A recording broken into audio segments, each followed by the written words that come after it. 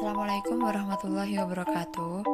Kami dari kelompok 5 yang beranggotakan Tusliha B200180119, Hesti Sri Wuryani B200180120, Nuri Sofa Alina B200180121, Arinda Novita Canianda B200180123, Cendana Kusuma Wardani B200180128, Melisa Anita Sari B200180131, Alia Nur Ardia Rahma B200180173. Di sini kami akan mempresentasikan bab 6 mengenai skala pengukuran dan instrumen penelitian.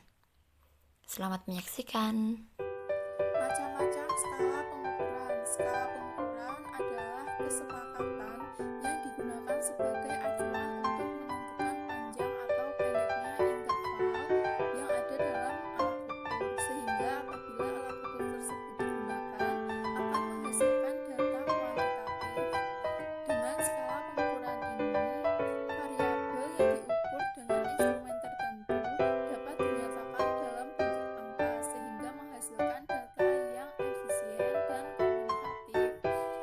Berbagai skala sikap yang digunakan dalam penelitian administrasi, pendidikan, dan sosial antara lain: yang pertama skala Likert, yang kedua skala Goodman, yang ketiga rating scale, dan yang keempat semantik diferensial. Yang pertama adalah skala Likert. Skala Likert ini digunakan untuk mengukur sikap, pendapat, dan persepsi seseorang atau sekelompok orang tentang fenomena sosial. Dalam penelitian, biasanya fenomena sosial telah ditentukan secara spesifik oleh peneliti, sehingga selanjutnya akan disebut sebagai variabel penelitian. Dengan skala Likert, maka variabel yang akan diukur dijabarkan ke dalam indikator variabel. Kemudian, indikator variabel tersebut dijadikan sebagai titik tolak untuk menyusun item-item instrumen yang dapat berupa pernyataan atau pertanyaan. Jawaban setiap item instrumen yang menggunakan skala Likert mempunyai gradasi mulai dari yang sangat positif sampai dengan yang sangat negatif yang berupa kata-kata antara lain: yang pertama, sangat setuju, setuju, netral atau ragu-ragu, tidak setuju, dan sangat tidak setuju. Untuk analisis kuantitatif, maka jawaban tersebut dapat diberi skor.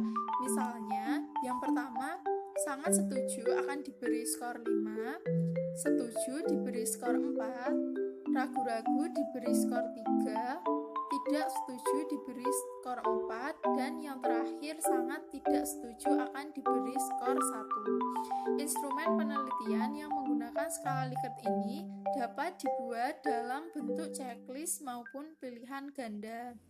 Yang kedua adalah skala Goodman. Skala dengan tipe ini akan didapatkan jawaban yang tegas, yaitu ya atau tidak, benar atau salah, pernah atau tidak pernah, positif, negatif, dan lain-lain. Data yang diperoleh dapat berupa data interval atau rasio dikotomi atau dua alternatif. Jadi kalau pada skala Likert terdapat 3, 4, 5, 6, atau 7 interval dari kata sangat setuju sampai dengan sangat tidak setuju, maka pada skala Goodman ini hanya terdapat 2 interval, yaitu setuju atau tidak. Penelitian menggunakan skala Goodman ini dilakukan apabila ingin mendapatkan jawaban yang tegas terhadap salah satu masalah yang ditanyakan. Skala Goodman dibuat dalam bentuk pilihan ganda. Selain itu, juga dapat dibuat dalam bentuk checklist. Jawaban dapat diberi skor tertinggi dengan 1 dan skor terendah adalah 0. Misalnya untuk jawaban setuju diberi skor 1 dan tidak setuju diberi skor 0. Yang terakhir adalah semantik diferensial. Skala pengukuran yang berbentuk semantik diferensial ini dikembangkan oleh Osgood. Skala ini juga digunakan untuk mengukur sikap, hanya bentuknya tidak pilihan ganda maupun checklist, tetapi tersusun dalam satu garis kontinum yang jawabannya sangat positifnya terletak di bagian kanan garis dan jawaban sangat negatif terletak pada bagian kiri garis, atau sebaliknya. Data yang diperoleh adalah data interval yang biasanya skala ini digunakan untuk mengukur sikap atau karakteristik tertentu yang dipunyai oleh seseorang. Responden dapat memberikan jawaban pada rentang jawaban dari positif sampai negatif. Hal ini tergantung pada persepsi responden kepada yang dinilai. Responden yang memberi penilaian dengan angka 5 berarti persepsi responden terhadap pimpinan tersebut sangat positif.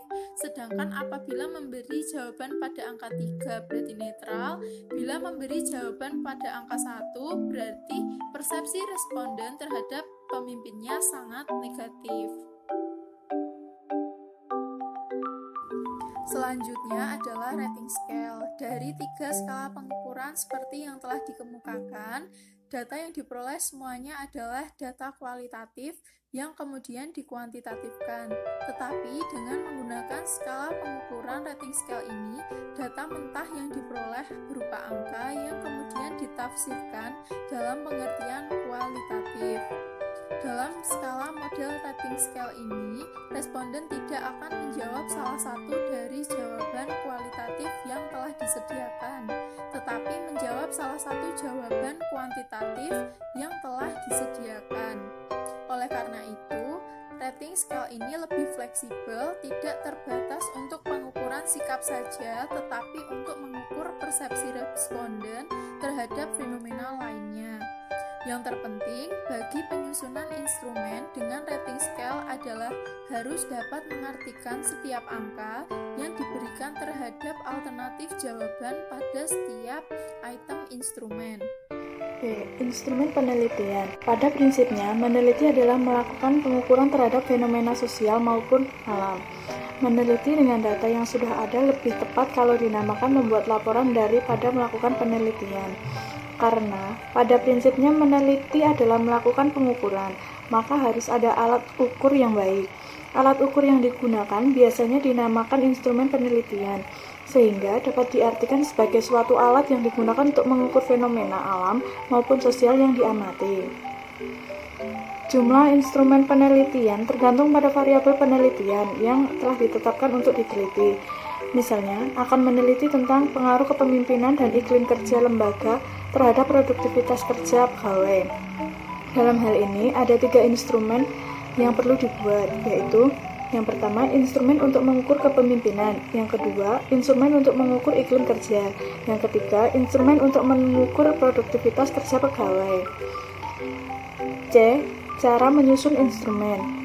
Titik tolak dari penyusunan adalah variabel-variabel penelitian yang ditetapkan untuk diteliti. Dari variabel tersebut diberikan definisi operasionalnya dan selanjutnya ditentukan indikator yang akan diukur. Untuk bisa menetapkan indikator-indikator dari setiap variabel yang diteliti, maka diperlukan wawasan yang luas dan mendalam tentang varian yang diteliti dan teori-teori yang mendukungnya. Indikator manajemen yang efektif. Yang pertama adalah perencanaan. Terdiri dari mengembangkan realistis waktu berubah rencana untuk jangka panjang, menengah, dan jangka pendek. Yang kedua, analisis resiko dan menyediakan kontingensi. Yang ketiga, menghasilkan proposal yang valid dan tepat waktu dan estimasi biaya yang akurat. Yang keempat, perkiraan pendanaan dan kebutuhan tenaga kerja secara akurat. Selanjutnya, yang kedua adalah mengukur dan menyusun staf. Terdiri dari menetapkan definisi yang jelas dan fungsi kepatuhan dan akuntabilitas. Yang selanjutnya, pilihan pribadi yang paling memenuhi syarat untuk memenuhi kebutuhannya. Selanjutnya, menugaskan personil untuk menggunakan kemampuan dan potensi terbaik mereka dan menilai kekuatan dan kelemahan dengan segera mengkoreksi kekurangan-kekurangan yang tepat. Nomor 3, directing. A. Maintain high performance standard. B. 4. Control. A. Monitor operational progress and promptly correct deficiencies. B. Control expenditures as required to assure achievement of profile objective. C. Adhere to schedule. D. Assess its productivity and continually strive to improve it. Yang kelima, communication. A. Maintain good intra- and inter-organizational communication. B. Keep management informed of key operations and problems. C. Keep employee informed and solicit their ideas and opinion. D. Encourage the exchange of technical information. Yang keenam, procurement or subcontracting. A. Act promptly on procurement matter. B. Establish effective time-based plans for procurement. C. Assume an active role in make or buy decision. D. Assist in developing subcontract sources. A. Maintain an effective interface with subcontractors and monitor subcontractor progress. Yang ketujuh, space and facilities. A. Accurately predict its space and facilities needs. B. Make optimal use of available space and facilities. C. Ensure proper maintenance and calibration of all instruments and equipment. D. Maintain required accountability records of all instruments and equipment. A. Maintain required accountability records of all properly. F. Maintain high standards of housekeeping. Yang ketiga, indikator performance. A. Quantity. B. Quality. C. Teamwork. D. Innovation. A. Independence. Moorhead pada tahun 1986 mengemukakan indikator birokrasi yang ideal menurut Max Weber, indikator atau prinsip pengorganisasian menurut Weil, dan indikator performance kerja atau kinerja adalah sebagai berikut. Yang pertama, indikator birokrasi yang ideal menurut Weber. A. Rules and procedure. B. Division of labor. C. Hierarchy of authority. D. Technical competence. A. Separation of ownership. F. Right and Selanjutnya, Hill mengemukakan loyalitas pelanggan dibagi menjadi 6 tahapan yang tersusun dalam piramida, yaitu suspect, prospect, customer, client, advocate, dan partner. Yang pertama ada suspect. Suspect ini meliputi semua orang yang diyakini akan membeli atau membutuhkan barang atau jasa. Yang kedua, prospect adalah orang-orang yang memiliki kebutuhan akan jasa tertentu dan mempunyai kemampuan untuk membelinya. Pada tahap ini, meskipun mereka telah melakukan pembelian, tetapi telah mengetahui keberadaan perusahaan dan jasa yang ditawarkan. Yang ketiga, customer. Pada tahap ini, pelanggan sudah melakukan hubungan transaksi dengan perusahaan, tetapi tidak mempunyai perasaan positif terhadap perusahaan. Loyalitas pada tahap ini belum terlihat. Yang keempat, clients. Meliputi semua pelanggan yang telah membeli barang atau jasa yang dibutuhkan dan ditawarkan perusahaan secara teratur. Hubungan ini berlangsung lama dan mereka telah memiliki sifat retention. Yang kelima, advocates. Pada tahap ini, klien secara aktif mendukung perusahaan dengan memberikan rekomendasi kepada orang lain agar mau membeli barang atau jasa di perusahaan tersebut. Murray and Redpaul pada tahun 1995 mengemukakan bahwa loyalitas pelanggan dapat disusun dalam bentuk tanggal loyalitas yang dapat digambarkan seperti 6.1 berikut. Yang pertama adalah penganjur. Penganjur adalah pelanggan yang sedemikian puasnya dengan produk atau jasa yang mereka terima, sehingga mau menganjurkan kepada orang lain untuk membelinya. Selanjutnya ada klien. Klien sendiri adalah pembeli yang puas atas produk atau jasa yang mereka peroleh, sehingga mereka mau menyebarkan informasi yang telah dialami ke orang lain. Selanjutnya ada pengulang. Pengulang adalah pembeli yang puas atas produk atau jasa yang mereka peroleh, sehingga mereka secara reguler akan memakai produk atau jasa tersebut. Yang selanjutnya ada kontak emosional. Kontak emosional adalah calon pembeli yang telah yakin untuk mengunjungi suatu toko paling tidak sekali, tetapi ia masih belum membeli. Selanjutnya adalah prospek. Prospek adalah orang-orang yang mengenal produk atau jasa, tetapi belum pernah masuk ke tokonya, serta belum pernah membeli produk atau jasa yang bersangkutan. Bappenas merumuskan indikator Good Public Governance atau tata pemerintah yang baik di Indonesia menjadi 14, yaitu 1. Berwawasan ke depan atau visinya strategis, yang kedua terbuka atau transparan, yang ketiga cepat tanggap atau responsif, yang keempat bertanggung jawab atau bertanggung gugat atau akuntabel, yang kelima profesional dan kompeten, yang keenam efisien dan efektif, yang ketujuh desentralistis, yang kedelapan demokratis, 9. Mendorong partisipasi masyarakat, yang ke-10 mendorong kemitraan dengan swasta dan masyarakat, yang ke-11 menjunjung tinggi supremasi hukum, yang ke-12 berkomitmen pada pengurangan kesenjangan, ke-13 berkomitmen pada tuntutan pasar, yang ke-14 berkomitmen pada lingkungan hidup.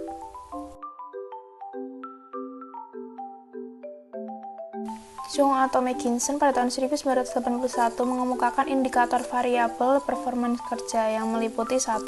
Quantity of work, 2. Quality of work, 3. Job knowledge, 4. Creativeness, 5. Cooperation, 6. Dependability, 7. Initiative, 8. Personal qualities. Osborne dalam bukunya yang berjudul Reinventing Government: How the Entrepreneurial Spirit is Transforming the Public Sector, yang diterjemahkan ke dalam bahasa Indonesia menjadi Mewirausahakan Birokrasi, mengemukakan 10 prinsip yang dapat dijadikan sebagai indikator pemerintah wirausaha. Yang pertama, pemerintahan katalis, mengarahkan ketimbang mengayuh. Yang kedua, pemerintahan milik masyarakat, memberi wewenang ketimbang melayani. Yang ketiga, pemerintahan yang kompetitif, yaitu menyuntikkan persaingan ke dalam pemberian pelayanan. Yang keempat, pemerintahan yang digerakkan oleh misi, yaitu mengubah organisasi yang digerakkan oleh peraturan. Yang kelima, pemerintahan yang berorientasi hasil, maksudnya membiayai hasil, bukan masukan. Yang keenam, pemerintahan berorientasi pelanggan, memenuhi kebutuhan pelanggan, bukan birokrasi. Yang ketujuh, pemerintahan wirausaha, yaitu menghasilkan ketimbang membelanjakan. Yang kedelapan, pemerintahan antisipatif, maksudnya mencegah daripada mengobati. Yang kesembilan, pemerintahan berorientasi pasar, maksudnya mendongkrak perubahan melalui pasar. Yang kesepuluh, D. Contoh judul penelitian dan instrumen yang dikembangkan.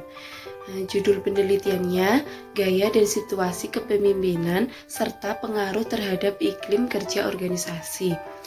Judul tersebut terdiri dari 2 variabel independen dan 1 variabel independen. Masing-masing instrumennya adalah yang pertama, instrumen untuk mengukur variabel gaya kepemimpinan. Yang kedua, instrumen untuk mengukur variabel situasi kepemimpinan. Yang ketiga, instrumen untuk mengukur variabel iklim kerja organisasi. Selanjutnya, untuk mengukur item-item instrumen, maka indikator dari variabel yang akan diteliti dijabarkan menjadi item-item instrumen. Item-item instrumen harus disusun dengan bahasa yang jelas sehingga semua pihak yang berkepentingan tahu apa maksud dalam item instrumen tersebut. Yang pertama adalah instrumen yang diperlukan untuk mengungkapkan variabel gaya kepemimpinan dari suatu unit kerja tertentu. Sumber datanya adalah bawahan dari pimpinan yang dinilai. Instrumen tentang gaya kepemimpinan dikembangkan dari teori kepemimpinan situasional. Oleh karena itu, gaya kepemimpinan yang baik tergantung pada situasinya. Dengan instrumen tentang gaya kepemimpinan itu, maka akan dapat digunakan untuk mengukur kualitas gaya kepemimpinan seseorang atau kelompok orang pada lembaga tertentu. Menilai pemimpin akan lebih objektif bila sumber datanya menggunakan berbagai kelompok yang terlibat dengan pekerjaan pimpinan. Untuk itu, maka akan lebih objektif bila sumber datanya adalah yang pertama bawahan, yang kedua adalah teman kerja, yang ketiga adalah atasan bila ada, yang keempat yang bersangkutan, atau pimpinan menilai dirinya sendiri. Contoh instrumen gaya kepemimpinan yang diberikan tersebut sumber datanya adalah bawahan. Maka Item pertanyaan dimulai dari kata, apakah pemimpin Anda? Kata Anda bisa diganti dengan bapak atau ibu atau saudara. Yang kedua adalah instrumen yang diperlukan untuk mengungkapkan variabel situasi kepemimpinan dari suatu lembaga. Sumber datanya adalah pegawai. Bentuk instrumennya adalah checklist. Untuk itu dapat digunakan sebagai pedoman observasi, wawancara, maupun beberapa angket. Yang ketiga adalah instrumen untuk mengungkapkan iklim kerja organisasi. Bentuk instrumen rating cell dapat digunakan sebagai pedoman observasi, wawancara, dan angket. Dari 3 bentuk instrumen, yaitu bentuk pilihan ganda untuk instrumen situasi gaya kepemimpinan, checklist untuk instrumen situasi kepemimpinan, dan rating scale untuk iklim kerja organisasi tersebut, maka pembaca dapat membedakan mana yang lebih komunikatif. 3 instrumen tersebut dapat dibuat dalam bentuk yang sama, misalnya pilihan ganda semua, rating scale semua, atau checklist semua. Nah, kapan ketiga metode tersebut digunakan? Yang pertama, angket digunakan apabila responden jumlahnya besar, dapat membaca dengan baik, dan dapat mengungkapkan hal-hal yang bersifat rahasia. Yang kedua, observasi digunakan bila objek penelitian bersifat manusia, proses kerja gejala alam, dan responden kecil. Nah, yang ketiga ada wawancara. Wawancara digunakan bila ingin mengetahui hal-hal dari responden secara lebih mendalam serta jumlah responden sedikit. Yang terakhir, gabungan lainnya digunakan bila ingin mendapat data yang lengkap, akurat, dan konsisten. Validitas dan reliabilitas instrumen. Dalam hal ini perlu dibedakan antara hasil penelitian yang valid dan reliable dengan instrumen yang valid dan reliable. Hasil penelitian yang valid bila terdapat kesamaan antara data yang terkumpul dengan data yang sesungguhnya pada objek yang diteliti. Kalau dalam objek yang berwarna merah, sedangkan data yang terkumpul memberikan warna putih, maka hasil penelitian tersebut tidak valid. Selanjutnya, hasil penelitian yang reliable bila terdapat kesamaan data dalam waktu yang berbeda. Kalau dalam objek kemarin berwarna merah, maka sekarang objek tetap berwarna merah. Instrumen yang valid berarti alat ukur yang digunakan untuk mendapatkan data itu valid. Artinya instrumen tersebut dapat digunakan untuk mengukur apa yang jelas. Tema tentang instrumen dan cara-cara pengujian validitas dan reliabilitas. Dari bagian di atas dapat dijelaskan bahwa validitas internal instrumen yang berupa tes harus memenuhi validitas kontrak dan validitas isi. Sedangkan untuk instrumen yang non-tes yang digunakan untuk mengukur sikap cukup memenuhi validitas kontrak. Dalam Sutrisno Hadi 1986 menyamakan contract validity sama dengan logical validity atau validity by definition. Instrumen yang mempunyai validitas kontrak, jika instrumen tersebut dapat digunakan untuk mengukur gejala sesuai dengan didefinisikan. Misalnya, akan mengukur gejala sesuai dengan yang didefinisikan.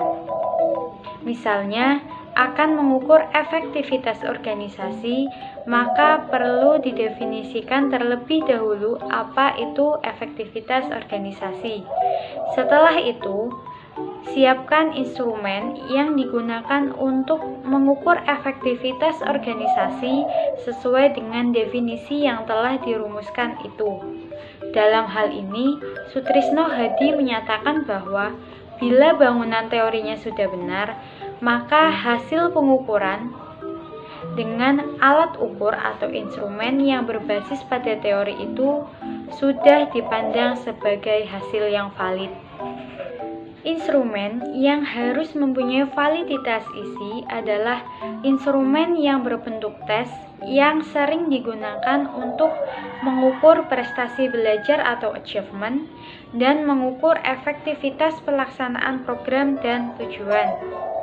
Untuk menyusun instrumen prestasi belajar yang mempunyai validitas isi, maka instrumen harus disusun berdasarkan materi pelajaran yang akan diajarkan. Sedangkan instrumen yang digunakan untuk mengetahui pelaksanaan program, maka instrumen disusun berdasarkan program yang telah direncanakan. Selanjutnya, instrumen yang akan digunakan untuk mengukur tingkat tercapainya tujuan atau efektivitas, maka instrumen harus disusun berdasarkan tujuan yang telah dirumuskan.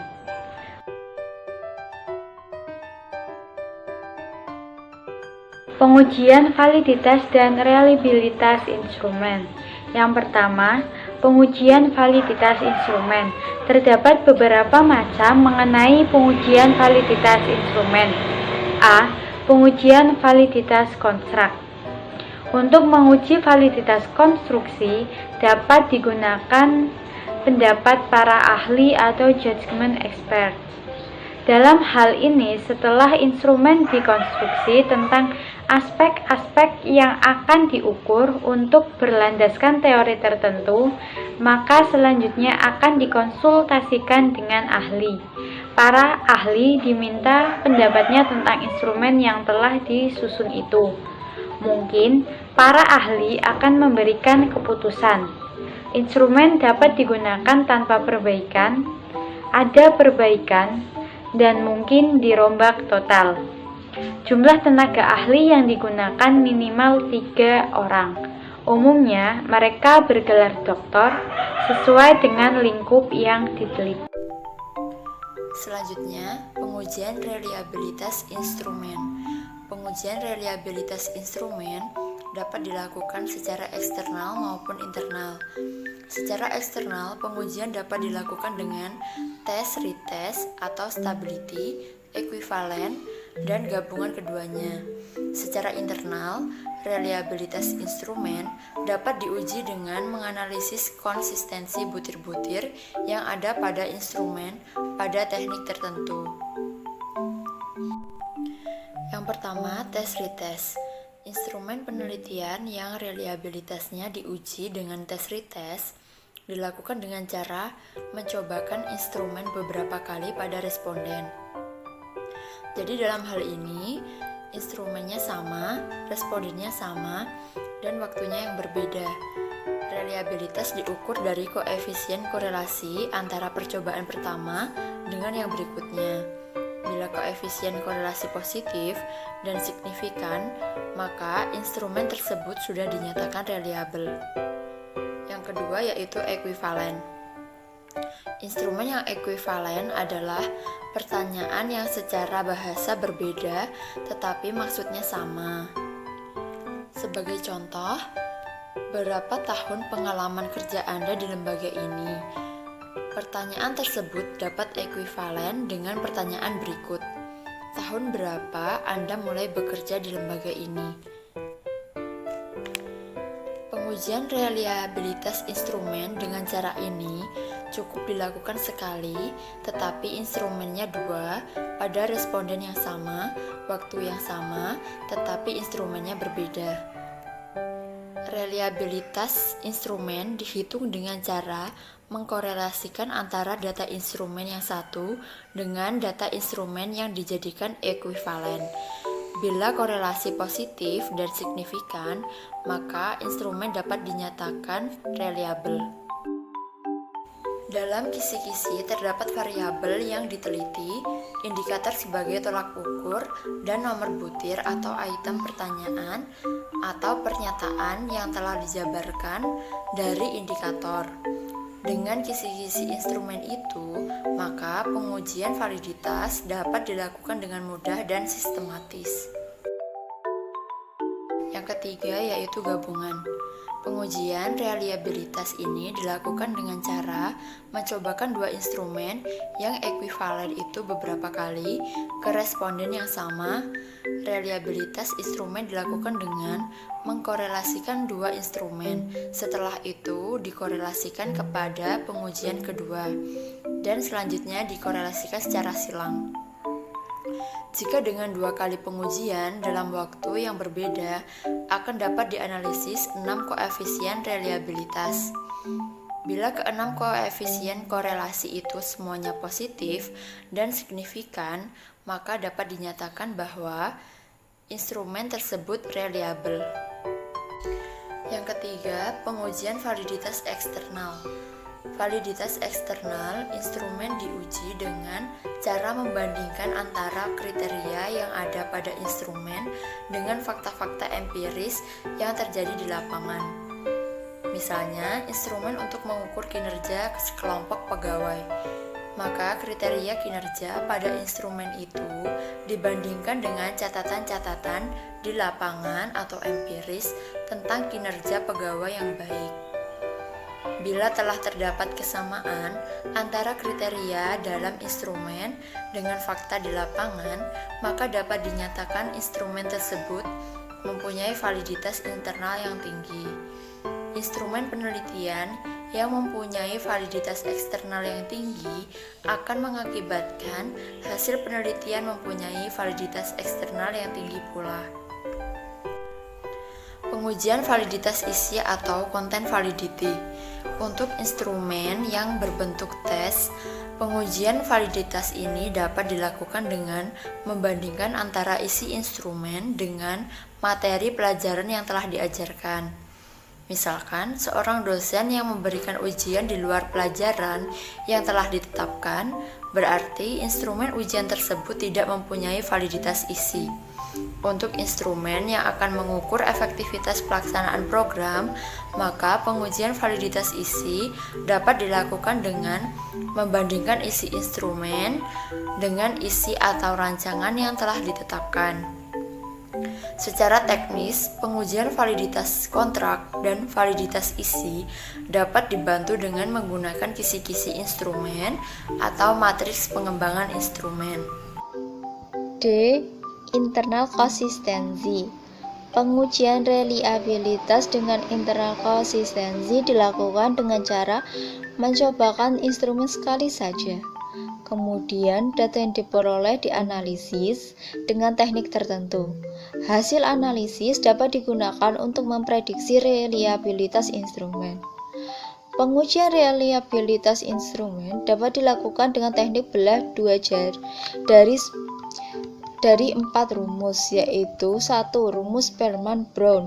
Rumusnya RI sama dengan 2RB per 1 tambah RB, di mana RI merupakan reliabilitas internal seluruh instrumen.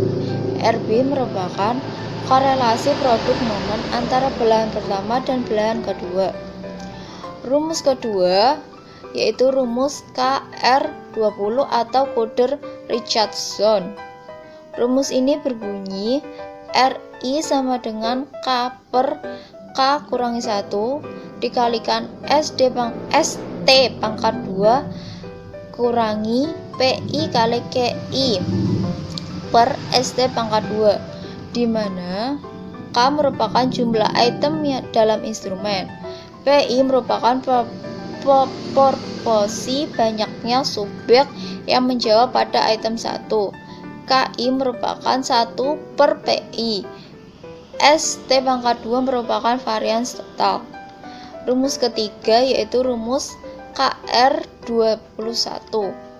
Rumusnya RI sama dengan K per K kurangi 1 dikalikan 1 kurangi M kurung buka K kurangi M kurung tutup per K ST pangkat 2, di mana K merupakan jumlah item dalam instrumen, M merupakan mean score total, ST pangkat 2 merupakan variance total.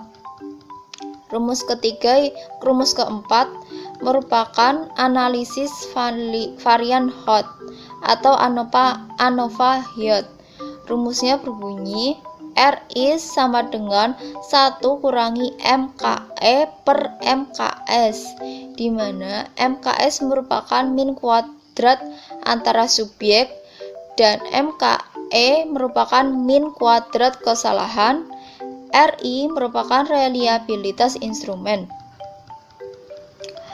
Contoh dari pengujian validitas dan reliabilitas sebelumnya melakukan pengujian validitas instrumen. Pengujian validitas ini merupakan mengkorelasikan skor tiap butir dengan skor total yang merupakan jumlah tiap skor butir. Berikut ini merupakan data hasil uji coba instrumen dari gaya kepemimpinan.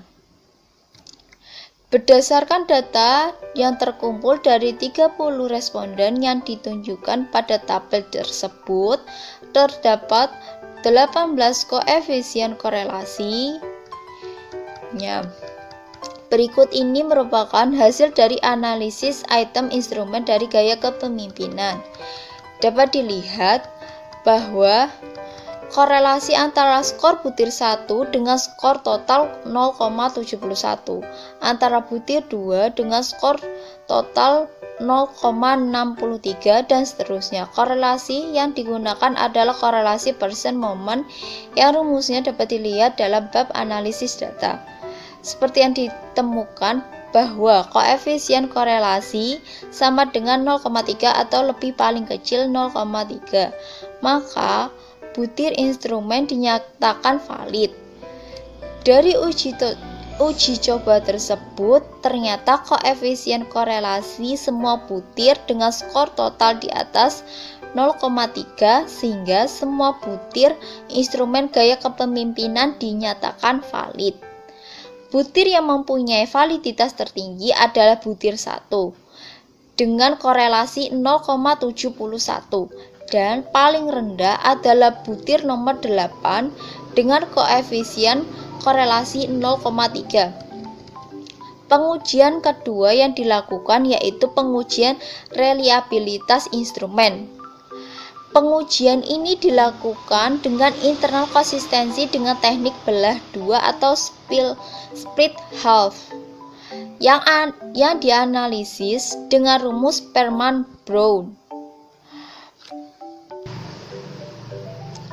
Dalam reliabilitas instrumen gaya kepemimpinan, skor data tiap kelompok itu disusun menjadi dua, yaitu skor kelompok ganjil dan skor kelompok genap.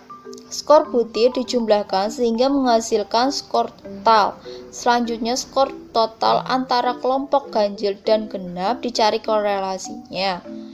Setelah itu dapat dihasilkan dengan korelasi 0,68. Korelasi ini selanjutnya dimasukkan dalam rumus Perman-Brown, yaitu RI sama dengan 2 kalikan RB per 1 tambah RB sama dengan 2 dikalikan 0,68 per 1,68. Hasilnya 0,809. Karena berdasarkan uji coba instrumen ini sudah valid dan reliabilitas seluruh butirnya, maka instrumen dapat digunakan untuk pengukuran dalam rangka pengumpulan data. Terima kasih telah menyaksikan video dari kelompok kami.